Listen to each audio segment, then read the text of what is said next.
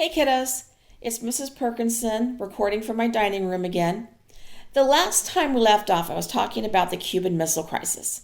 And I told you that Cuba, which is a country off the coast of Florida, had become a communist country with the revolution in the 1950s. Fidel Castro was its leader.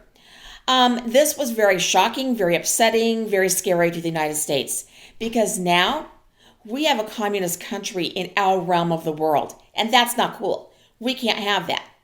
So there were some Cuban rebels who were against this new communist government, and they had promised military assistance by the United States if they staged a rebellion, which they did. You'll probably remember this from American history. It was a huge disaster. These people did not get the help that they had been promised, and this is called the Bay of Pigs. Now, Castro turned to Khrushchev, and he said, look what the United States is trying to do to us. I need your help. I need missiles. I need support. And Khrushchev agreed, not really because he cared so much about Cuba. Cuba really was not important to the Soviet Union at that point. But Khrushchev knew it would be a way to kind of throw his weight around with the United States. And so he agreed to install missiles, nuclear missiles, pointed at the United States in Cuba.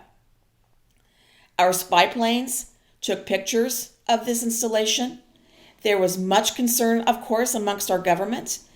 And this is going to be in October 1962 when all of this is going to unfold. You're Mrs. Perkinson, just a few months old. And President Kennedy and Khrushchev went toe-to-toe on this.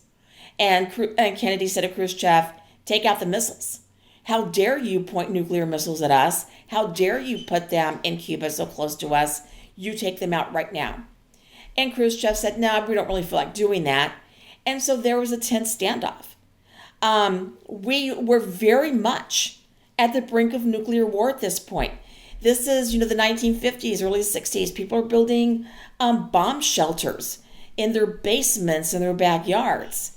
There was much fear about what this was going to mean. Kennedy put a naval blockade around Cuba, which allowed for tensions to calm a bit. And eventually Khrushchev agreed to take the missiles out. He also said to Kennedy, the missiles that you all have in Turkey pointed at us really needs to go away as well. And so when Khrushchev took these missiles out of Cuba, this is not going to bode well for him politically in the Soviet Union. The really staunch communists saw him as weak, and so his time as being the leader of the Soviet Union is very much going to be coming to an end. The issue is resolved between Kennedy and Khrushchev. There's going to be the famous hotline installed between DC and Moscow to try to prevent this from happening again. But this is really one of the big turning points in the Cold War, one of the big hot spots. So tune in for next time. I still miss you guys. Stay safe.